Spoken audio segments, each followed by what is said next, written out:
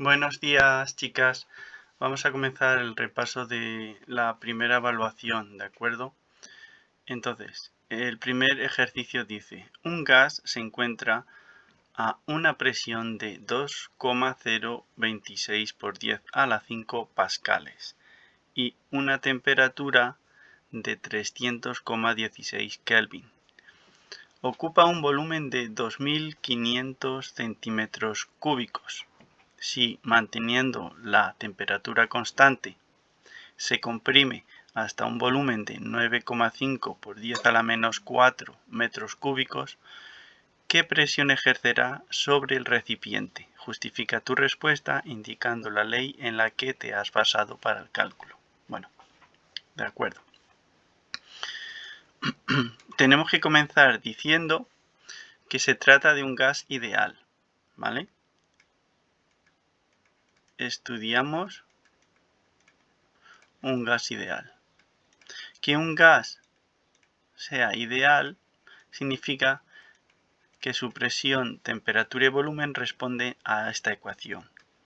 Presión 1 por volumen 1 dividido entre la temperatura en Kelvin 1 será igual a la presión 2 por el volumen 2 partido de la temperatura en Kelvin 2. Vale. 1 hace referencia a un estado inicial, es decir, el gas se encuentra a una presión, a un volumen y a una temperatura inicialmente. Y producimos un cambio, de manera que cambiamos una de las tres. Eso significa que las otras van a cambiar para mantener esta operación constante. Es decir, siempre que multipliquemos la presión por el volumen y lo dividamos por la temperatura, sea cual sea el cambio, este cálculo siempre tiene que ser igual. Existen dos tipos de ejercicios. El que de momento me interesa es en el cual un proceso en el que se mantiene constante una de las tres variables. ¿Qué significa eso? Pues que si se mantiene constante una de las variables, podemos borrarla de la fórmula en los dos lados de la igualdad. Por ejemplo, si permanece igual la presión, pues borraríamos P1 y borraríamos P2 y nos quedaría que V1 partido T1 es igual a V2 partido T2. Si lo que permanece constante es la temperatura, borraríamos T1 y T2, con lo cual tendríamos que P1 por V1 es igual a P2 por V2. En este caso, si leemos el ejercicio, nos dice que manteniendo la temperatura constante, con lo cual, si la temperatura es constante, la ley se queda como P1 por V1 igual a P2 por V2. ¿De acuerdo? Esta ley recibe el nombre de ley de Boyle. En clase explicamos cómo se llaman cada una de las tres leyes. En el libro también está, ¿vale? Entonces, ¿cuál es la presión y el volumen inicial? Pues tendremos que leer el ejercicio y lo sabremos. Dice, un gas que se encuentra a una presión, esa es la presión inicial nuestra. El estado 1 vamos a llamar estado 1 al estado en el que la presión es igual a 2,026 por 10 a la 5 pascales. La temperatura nos da igual el valor que tenga, puesto que nos dicen que se mantiene constante, con lo cual nos vamos a olvidar de la temperatura, ese dato no nos interesa.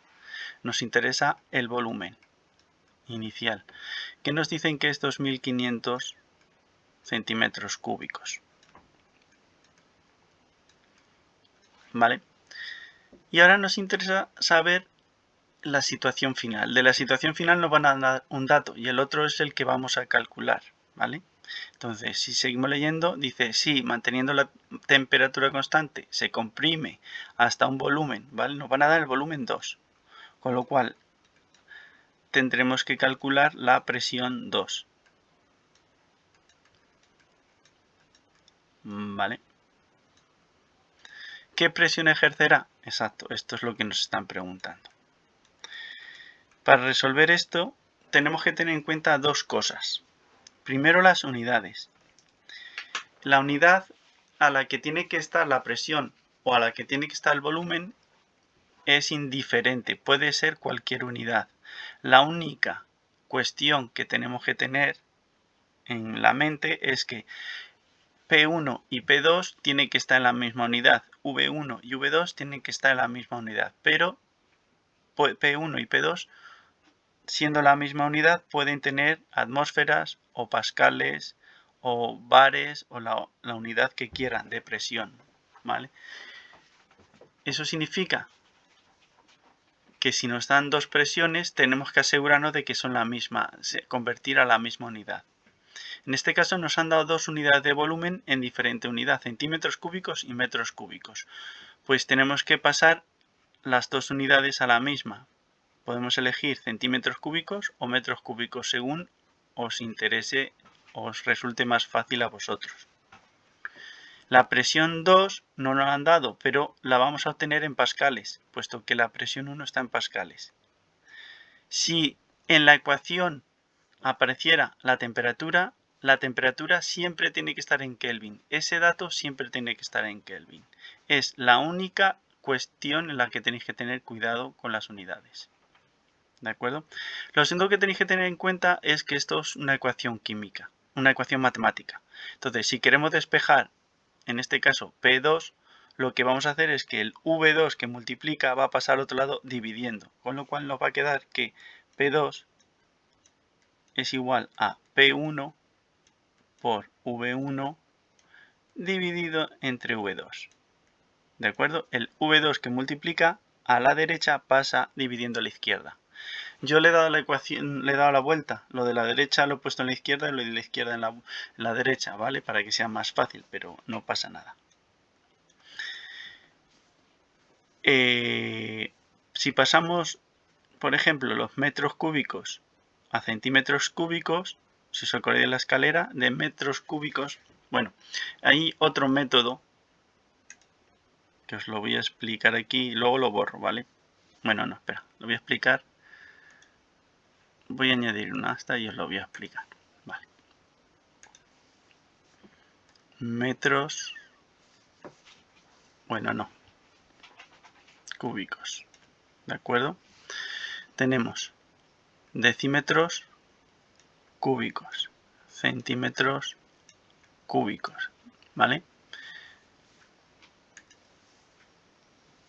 2500 centímetros cúbicos. Tenemos 2500. No, perdón. Es más fácil pasar, voy a pasar los 9,5 por 10 a la menos 3. 9,5 por 10 a la menos 3. Vale. Entonces tenemos que bajar, porque ir en este sentido es bajar en la escalera 1 y 2 escalones. Por lo tanto, para pasar de metros cúbicos a centímetros cúbicos hay que multiplicar. ¿Por cuánto hay que multiplicar? Pues cada escalón son 3. 3 y 3, 6, por 10 a la 6, ¿vale? Cuando multiplicamos potencias de la misma base, es decir, 10 a la menos 3 por 10 a la menos 6, se suman los exponentes, con lo cual esto quedaría 9,5 por 10 a la 3. Menos 3 más 6 es más 3, ¿vale? Menos 3 más 6 es igual a 3, ¿de acuerdo? Por eso he puesto aquí un 3. Bueno, una vez que hemos convertido esto, ¿vale?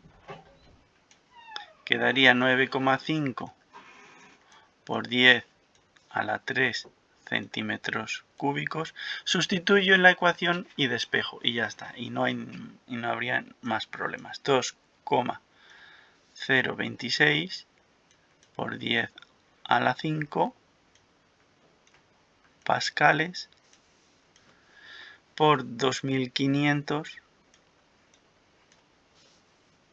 centímetros cúbicos partido de 9,5 por 10 a la 3. 9,5 por 10 a la 3 es 9,5 por 1000, ¿vale? Es decir, 9500 centímetros cúbicos, ¿vale? Bueno, si cogemos la calculadora, ¿vale? Que yo no tengo en este momento, y hacemos el cálculo, vamos a ver, sería 2,026 por 10 a la 5 por 2500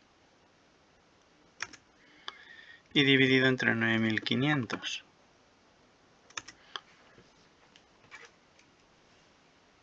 ¿De acuerdo? Nos da un resultado de 5,33. Bueno, si mantenemos el mismo número de 5,332 por 10 a la 4. Sí, por 10 a la 4 pascales. Como veis, las unidades son las mismas, no las he cambiado, ¿vale? Bueno, entonces, en este tipo de ejercicios, da igual el enunciado que os ponga. ¿Qué tenemos que hacer? Primero, tenemos que ver que habla de un gas y que en el enunciado nos preguntan, nos piden o una presión o un volumen o una temperatura. En ese caso, diremos que estudiamos un gas ideal y utilizaremos esta ecuación. ¿De acuerdo? Segundo paso es fijarnos qué magnitud permanece constante y quitarla de la ecuación. En este caso la temperatura, pero podría ser cualquiera de las tres. Luego, lo siguiente es coger los datos de la situación inicial y de la situación final. La temperatura la tendremos que tener en Kelvin siempre y la presión y el volumen tendrán que coincidir la unidad de la situación 1 y la 2 y ya está. Y una vez hecho todo esto, despejamos el dato por el que nos preguntan y ya está. ¿De acuerdo? Así sería este primer ejercicio. El segundo ejercicio dice, ¿qué método de separación de mezclas usan en estos procesos? Razona tu respuesta. Bueno, esto es un poco teórico. Tenéis que estudiar leer los métodos que hemos utilizado en clase, ¿vale? Pero bueno, vamos a explicar un poco este ejercicio.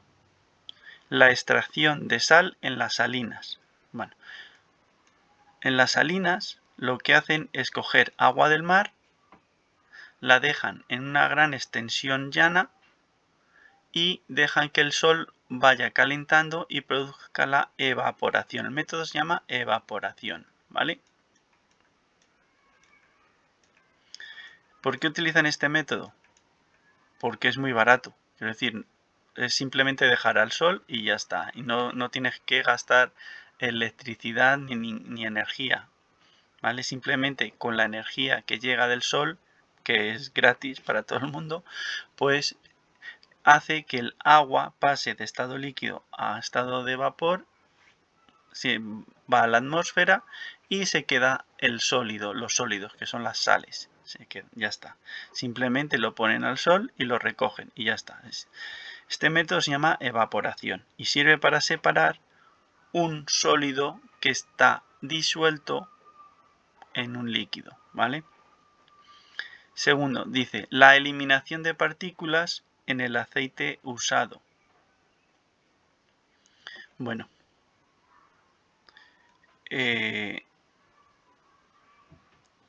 normalmente depende de cómo sean esas partículas, ¿vale? Cuando tenemos un sólido que no está disuelto y formando una mezcla heterogénea con un líquido, ¿vale? Es decir, una mezcla heterogénea tenemos un sólido y un líquido que no se disuelve el sólido. Lo que se utiliza siempre sería la filtración, ¿de acuerdo? Filtración. La filtración nos permite separar un sólido de un líquido. Luego, dice, la obtención de combustibles a partir del petróleo. Bueno, ese es un método que se denomina destilación. La destilación se aplica cuando tenemos una mezcla homogénea en la que las sustancias que forman la mezcla, homogénea significa que es lo que está disuelto, ¿vale? Puede ser varios líquidos o un sólido y un líquido, da igual. Generalmente se aplica a líquidos. En el caso del petróleo tenemos distintas sustancias líquidas mezcladas y cada una de ellas se convierte en vapor a una temperatura distinta. Tienen distinta temperatura de ebullición. Pues la destilación permite separar sustancias de distintas temperaturas de ebullición. Lo que se hace es que se va calentando y el vapor que se va formando se va separando por otras partes, se coge, se lleva a otro sitio y se enfría. Entonces, dependiendo a la temperatura a la que has llegado a calentar, a la que se ha formado ese vapor, pues recoges un líquido, unas sustancias u otras. Es así de sencillo. Se utiliza también, por ejemplo, para obtener el alcohol de las heridas, el que compras en la farmacia, ¿vale? Se llama alcohol etanol, alcohol etílico. Bueno, la retención de las partículas de polvo y polen en una mascarilla. Bueno, pues esto vuelve a ser una filtración. La filtración se puede utilizar para separar sólidos de líquidos, pero también se puede utilizar para separar sólidos de gases, ¿vale? Sirve para cualquiera de los dos casos. Entonces, aquí tenemos un sólido más un gas separados, o sea, formando una mezcla heterogénea.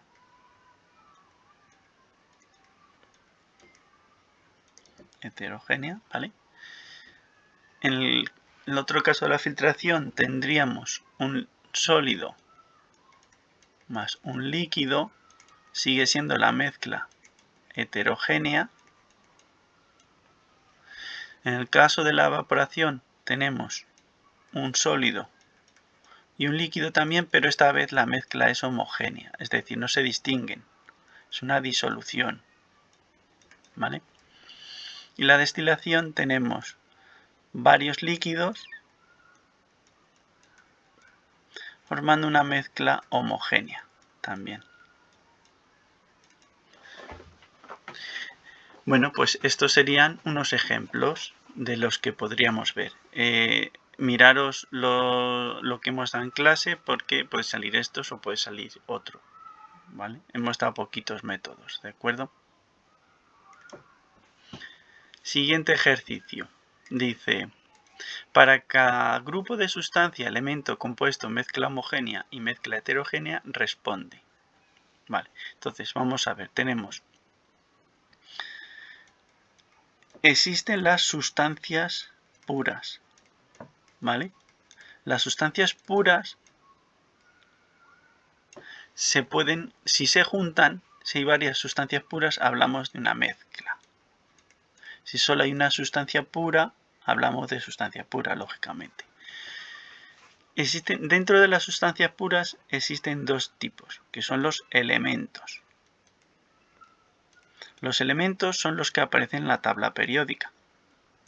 Cuando varios elementos se combinan formando enlaces químicos, se forman lo que se llaman los compuestos. Por lo tanto, el compuesto, un ejemplo de compuesto sería el agua, es decir, una sustancia pura, pero que tiene varios elementos. Un compuesto puede llegar a confundirse un poco con una mezcla, porque dices, bueno, es que hay varios elementos, vale, sí, pero la característica de un compuesto es que el porcentaje de esos elementos es siempre el mismo y no cambia jamás. En una mezcla yo puedo poner más de un componente o de otro y lo puedo cambiar y no pasa nada, sigue siendo una mezcla. En el compuesto no, es decir, 1 gramo de hidrógeno se combina con 9 gramos de oxígeno, ¿vale? Con 8 gramos de oxígeno y forman 9 gramos de agua. Cojamos la cantidad que cojamos de agua, siempre se va a cumplir esa proporción de 1 gramo a 8. Siempre. Y eso no va a cambiar nunca. Es fija y es constante. Y es igual para cualquier muestra de agua obtenida de cualquier sitio. Sin embargo, una mezcla no, una mezcla si lo coges de un sitio o de otro, pues ya va cambiando, no jamás va a tener una composición constante. ¿Por qué? Porque no hay un enlace químico. En el compuesto se unen los elementos mediante un enlace químico, mientras que en las mezclas las sustancias no se unen, simplemente están juntas, pero no se unen mediante enlace químico.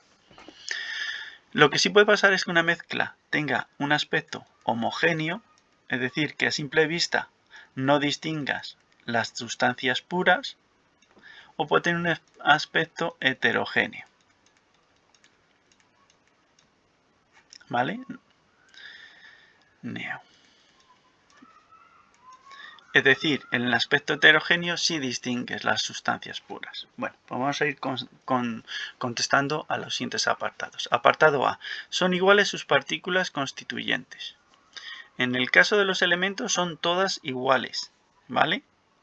Sí, sí que son iguales. No cambian unas de otras. En el compuesto igual, todas son iguales, ¿vale? Sin embargo, en una mezcla no. Sea homogénea o sea heterogénea, sus partículas, lo veas tú a simple vista o no lo veas, existen diferentes compuestos, por lo tanto existen partículas distintas. Entonces, nunca serán iguales todas sus partículas. B. ¿Se puede distinguir sus componentes a simple vista? Pues, en principio, los átomos y las moléculas, que son los componentes de las sustancias puras, no se puede ver a simple vista, por lo tanto, no.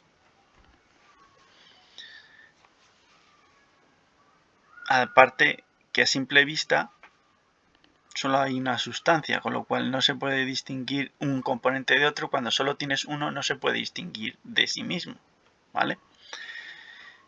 Es decir, la pregunta B solo tiene sentido para las mezclas. Para sustancias puras no tiene sentido esta pregunta. Entonces pongo no, pero que no tiene sentido hacer esa pregunta. Sin embargo, ¿en el aspecto homogéneo distinguimos a simple vista? No, no se distinguen. Es verdad que hay distintos componentes, pero no lo distinguimos. ¿Y una heterogénea? Sí, esa es la definición, de hecho, de mezcla homogénea y heterogénea. C. Pueden dar lugar a varias sustancias mediante procesos físicos. Vale. Los procesos físicos permiten separar sustancias puras. ¿Vale?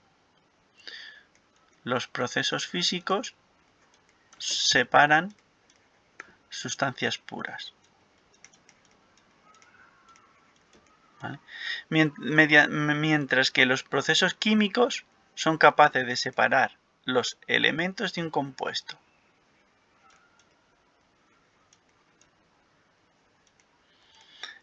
Es decir, pueden romper el enlace químico. Por lo tanto, si utilizamos procesos físicos, en las sustancias puras no las afecta. Sean elementos, sean compuestos, no puedes separarlo. En el caso de los elementos no puedes separar ningún tipo de método porque no hay nada que separar. En los compuestos solo se separan mediante métodos químicos. Mediante métodos físicos no se separan nada, mientras que las mezclas sí se separan mediante métodos físicos. Dependiendo del tipo de mezcla, utilizaremos un método u otro. Como hemos visto en el ejemplo anterior, ¿vale? Hemos visto que la filtración se utiliza para mezclas heterogéneas y la destilación, por ejemplo, para mezclas homogéneas. Entonces, dependiendo del tipo de mezcla, usaremos un método u otro. D. Pueden dar lugar a varias sustancias mediante procesos químicos. ¿Vale? Los procesos químicos solamente separan los compuestos. Los elementos no se pueden separar porque ya solo es una, no hay que separar nada. Y las mezclas no tiene sentido aplicar un método químico a una mezcla, ¿vale? No tiene ningún sentido. Solo se utiliza para separar los elementos de un compuesto. Por ejemplo, Si hacemos pasar corriente eléctrica de la suficiente intensidad a través del agua, el agua se separará en hidrógeno y en oxígeno, ¿vale? Que son los elementos que lo forman. Bueno, continuamos.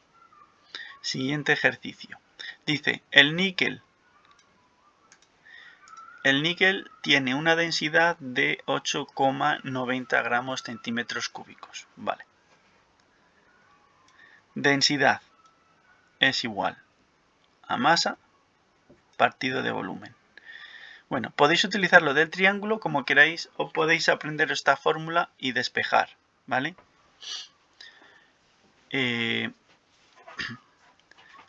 Respecto a las unidades, la densidad nos informa de las unidades en la que va a aparecer la masa y el volumen. Por ejemplo, en este caso, si la densidad es en gramos partido centímetros cúbicos, significa que tengo que trabajar con la masa en gramos y el volumen en centímetros cúbicos. ¿De acuerdo?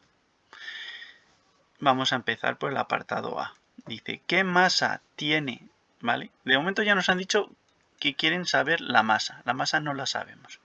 Tiene un objeto de níquel cuyo volumen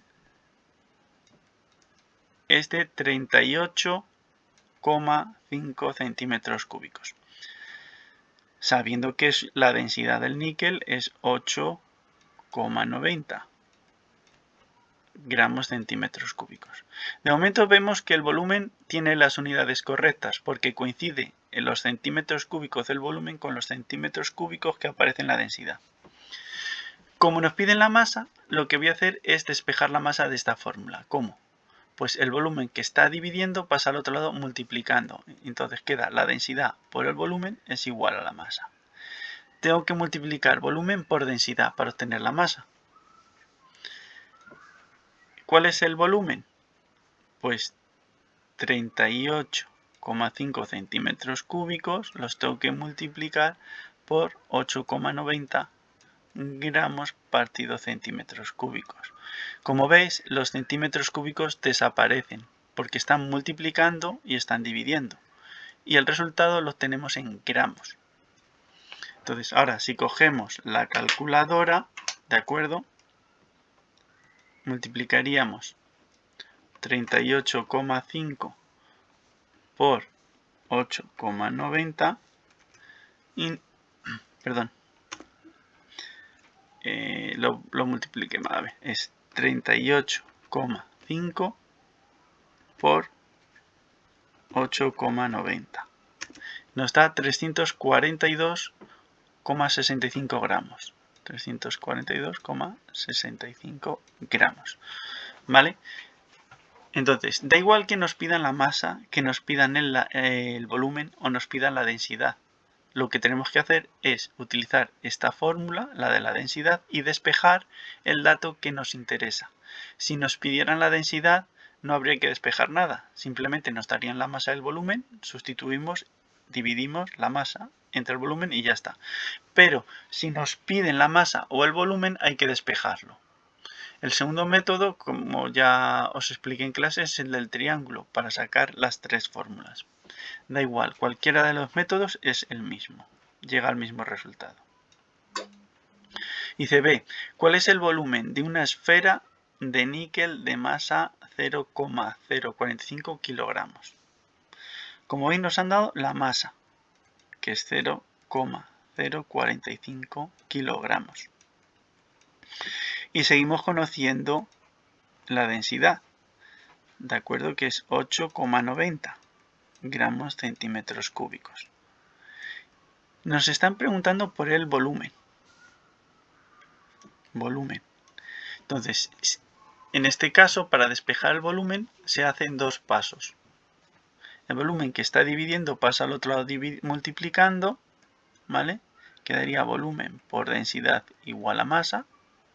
Y la densidad que está multiplicando la paso al otro lado dividiendo, con lo cual queda que el volumen es igual a la masa partido de la densidad. Bueno, pues tengo que dividir la masa entre la densidad. Daos cuenta que nos han puesto una trampa, es decir, la masa está en kilogramos y la unidad de masa de la densidad son gramos. Por lo tanto, esto lo tenemos que pasar a gramos. ¿Cómo se pasa a gramos? Pues muy bien. Tendríamos kilogramos, ¿vale? Luego tendríamos hectogramos. Luego tendríamos decagramos. Finalmente tendríamos gramos. Es decir, tenemos que bajar 3 escalones. Por lo tanto, tenemos que multiplicar por 1000. Si multiplicamos por 1000, 0,045 nos daría 45 gramos. ¿Vale? Hemos multiplicado por 1000. ¿Por qué por 1000? Porque tiene 3 ceros y hemos bajado 3 escalones. Bueno, ahora ya sí tenemos la misma unidad, pues dividimos la masa, los 45 gramos, entre la densidad, 8,90 gramos por centímetro cúbico. Los gramos y los gramos desaparecerían y el resultado estaría en centímetros cúbicos. 45 dividido entre 8,9 nos da 5,06. 5,06 centímetros cúbicos. ¿Vale? Bueno, pues así se resuelven todos los ejercicios de este tipo. Venga, el siguiente. Indica el nombre que corresponde a cada uno de los cambios de estado físico. Vale, bueno, esto hay que aprendérselo y ya está. Son los 6 que hemos dado y ya. A ver, de sólido a líquido. De sólido a líquido se llama fusión y hay que calentar. ¿Vale? B, de sólido a gas. Pues de sólido a gas se llama sublimación. Os recuerdo que dependiendo de las sustancias, hay sustancias que al calentarlas, o sea, también se produce calentando, hay sustancias que al calentarlas funden, es decir, se pasan a líquido, y hay sustancias que al calentarlas subliman y pasan a gas. Por ejemplo, el agua, si lo calientas, pasa a líquido. El yodo, si lo calientas, pasa a gas. ¿De acuerdo? Depende de la sustancia que emplees. C, de líquido a sólido. ¿Vale? Pues de líquido a sólido, que es el contrario, el opuesto a la fusión, es la solidificación. ¿Vale? Solidificación. De líquido a gas. Vale. Este paso se llama vaporización.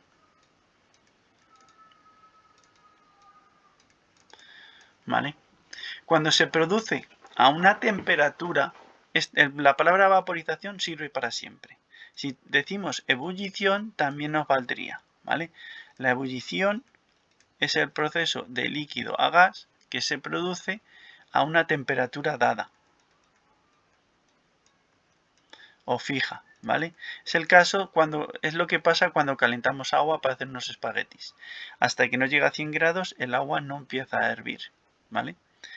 Sin embargo, hay otro proceso de vaporización que no es válido, que se llama evaporación, ¿vale? Y no nos vale porque no es un cambio de estado. Porque no se produce una temperatura, se produce a cualquier temperatura, ¿vale? Cualquier temperatura. Se produce a cualquier temperatura. Es lo que pasa cuando tendemos la ropa, que se seca, pues el agua se evapora y ya está. Muy bien. E, de gas a sólido. Se llama sublimación inversa. Sublimación inversa, ¿vale? Porque es la inversa de la sublimación. La sublimación va del sólido a gas y la inversa va del gas al sólido. Y por último, de gas a líquido. Esto se llama condensación y es lo que se produce en el espejo cuando nos duchamos. ¿Vale? Y no lo escribo entero porque no cabe. Condensación. ¿Vale? Bueno, pues nada. Esto es algo que os tenéis que aprender y ya está. No, porque es algo que se utiliza en el día a día. Es muy necesario. Venga, vamos a hacer el siguiente ejercicio. Ya nos falta poco para acabar el repaso. Dice, fíjate en la gráfica del cambio de estado correspondiente al mercurio. La voy a explicar antes de responder las preguntas. Primero, veis que la línea roja va hacia arriba, va aumentando, sube, está ascendiendo. Por lo tanto, esto será una curva de calentamiento. Se está calentando. Se llama una curva de calentamiento porque a medida que pasa el tiempo, 5, 10, 15, 20 minutos, al principio, como veis, está esta temperatura que está por debajo de 38 grados bajo cero y a los 25 minutos está por encima de 357 grados, es decir, en este punto, es decir, que ha ido aumentando la temperatura, ha ido calentando. Las sustancias, cuando están a una temperatura muy baja, se encuentran en estado sólido, ¿vale? El hielo, solo tenéis que acordaros del agua. El agua, cuando está muy fría, ¿cómo se encuentra? Como hielo, que es un sólido. ¿Qué pasa? Cuando calientas un sólido, este va teniendo mayor temperatura. Pero llega un momento, un punto, este que estoy marcando ahora mismo, en el que empieza a producirse el paso de sólido a líquido. Este cambio de estado es la fusión, ¿vale? Se llama fusión. Durante el tiempo que el sólido está pasando a líquido, la temperatura permanece constante y esa temperatura se denomina temperatura de fusión, ¿vale? Es la misma temperatura, ¿vale? Numéricamente coincide con la temperatura del cambio opuesto a la fusión, que es la solidificación, ¿vale? Tanto la temperatura de solidificación como la de fusión para esta sustancia concreta, que es el mercurio, serían 38, grados bajo cero. Lo de menos se dice grados bajo cero. Entre los 5 minutos y los 9 vamos a encontrar sólido y líquido.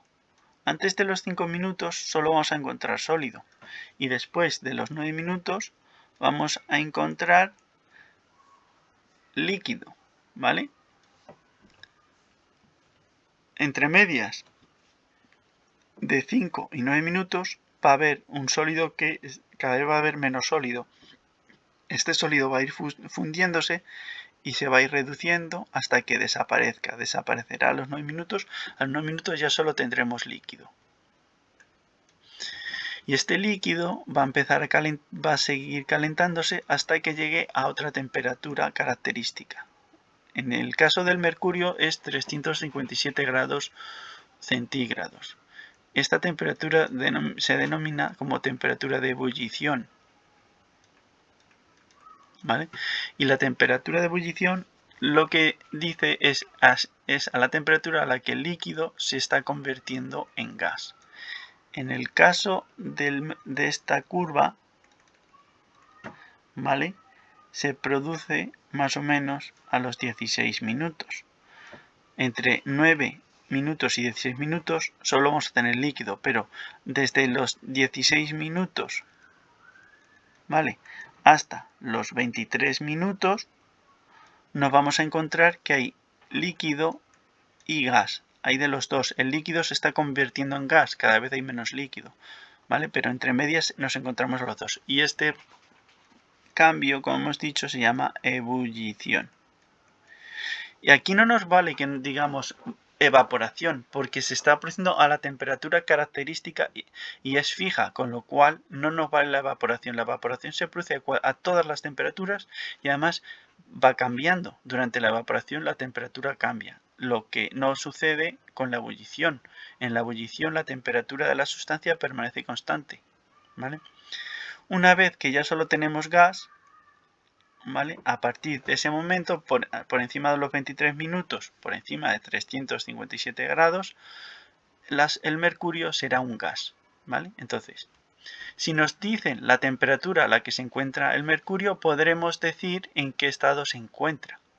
Por ejemplo, si nos lo dicen a una temperatura que se encuentra entre 357 grados y menos 38,4, diremos que está en estado líquido siempre. Si está a más de 357 grados, diremos que es un gas. Y si está a menos de 38,4 grados bajo cero, diremos que es un sólido.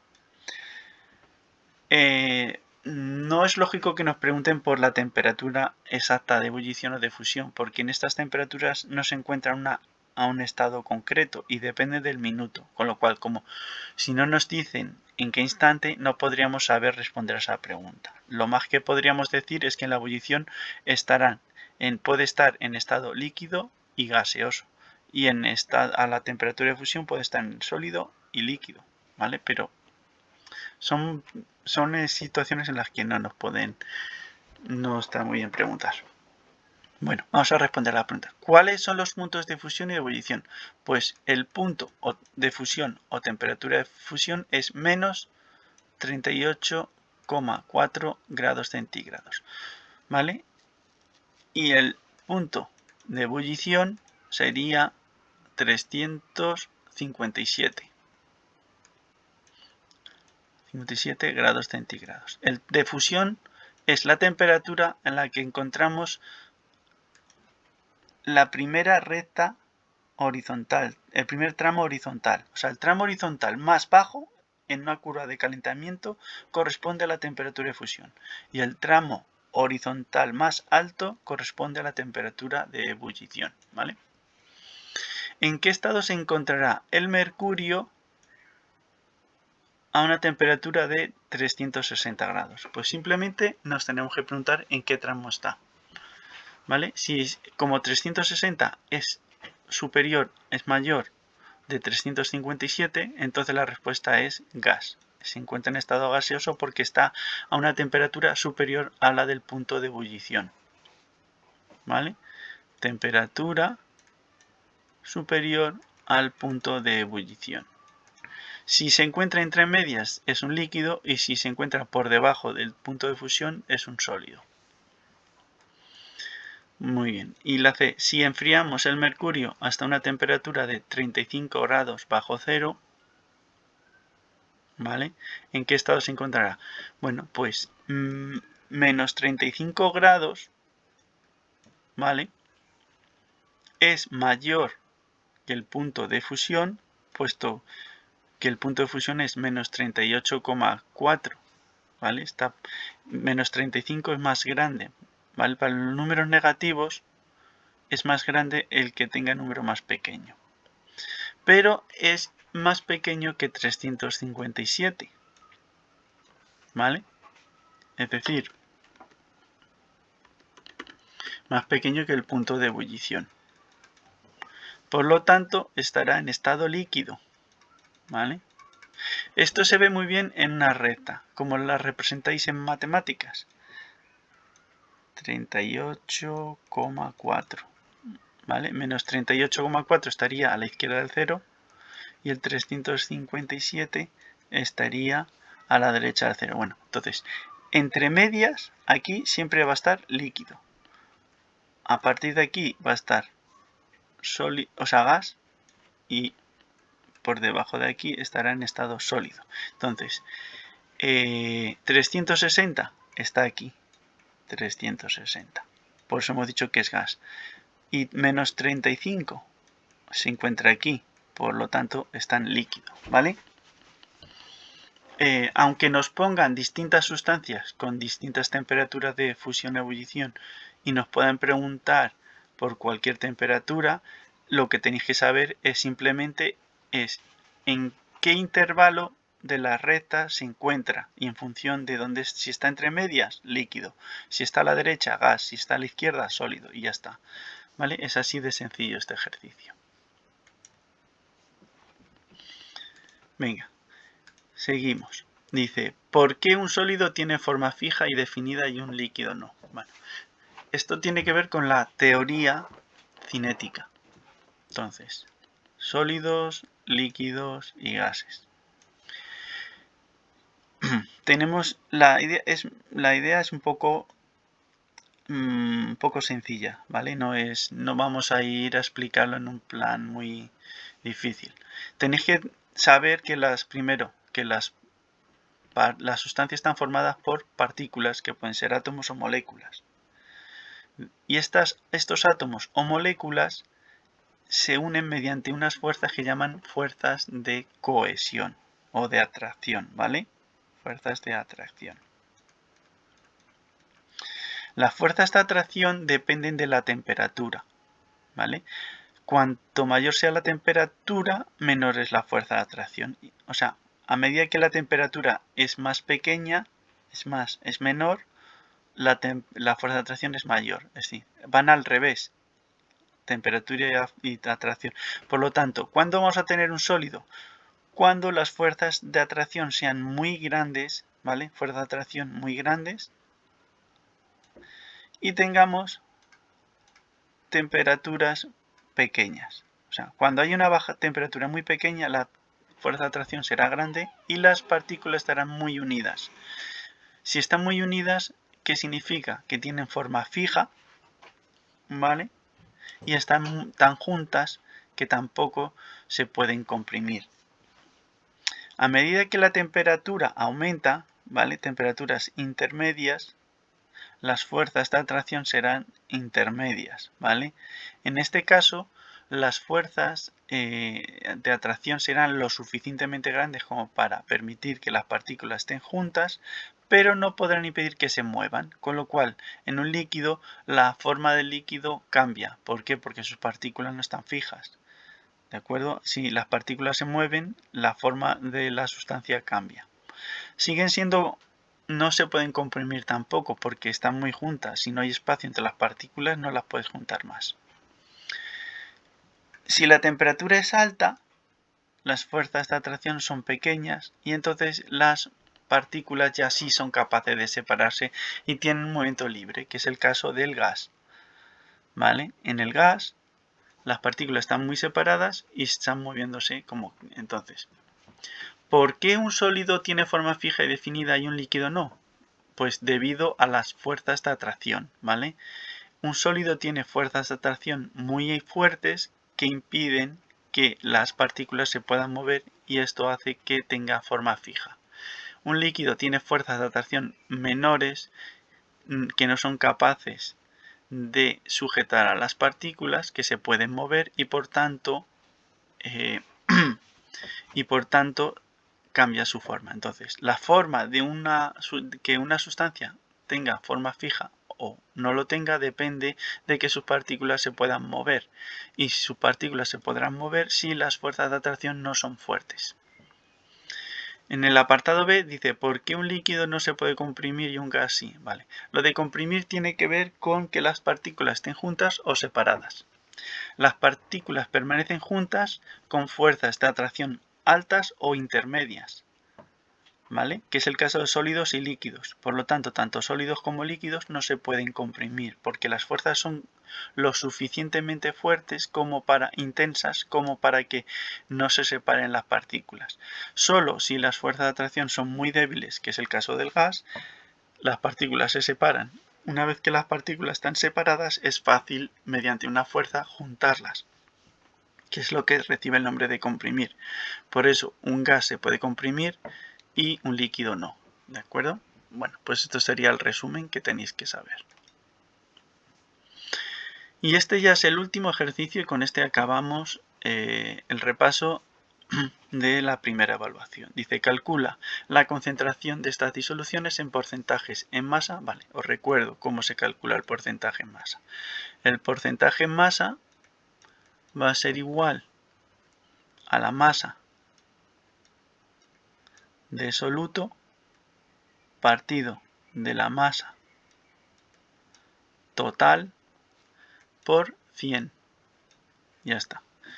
Y en la unidad de volumen en masa por volumen, es decir, gramos de soluto partido volumen de disolución.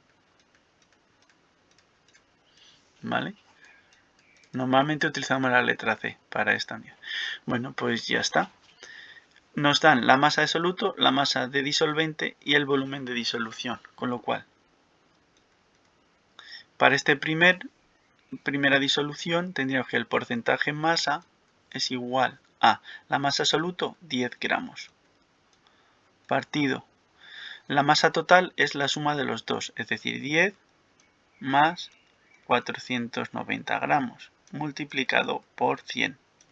Y esto daría lo que fuese. La concentración sería los 10 gramos de soluto partido el volumen de disolución, que es 625 mililitros. Y esto nos daría lo que fuera. Para el segundo caso, tenemos que el porcentaje es igual a la masa de soluto, en este caso 1,02 kilogramos, partido de 1,02 más 24,48 kilogramos. Y todo esto multiplicado por 100. Y la concentración sería los 1,02 kilogramos partido de 25 litros. ¿Vale? La última disolución, el porcentaje en masa, sería igual a 250 miligramos partido de... Ahora veis, hay una trampa porque no está en la misma unidad.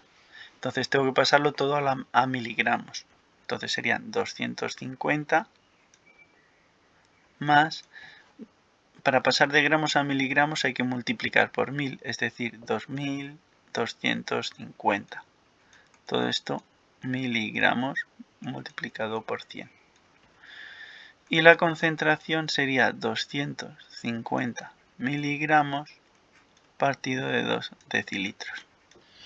Bueno, con las unidades nos da más o menos igual. Solo el único caso que tenemos que tener cuidado es cuando vamos a calcular la masa total sumando. La masa total siempre es la suma de la masa de disolvente más la de soluto, ¿vale? Cuando sumemos las dos masas tienen que tener la misma unidad y ya está. Y eso sí, cuando dividamos la masa de soluto entre la masa total, las dos masas tienen que tener la misma unidad. No puedo poner la masa de soluto en una unidad y la masa total en otra, ¿vale? Entonces, todas las masas tienen que estar en la misma unidad. Es la única precaución que tenemos que tener cuidado y ya está. Con esto, pues terminaríamos el repaso de la primera evaluación. Hasta luego, chicas.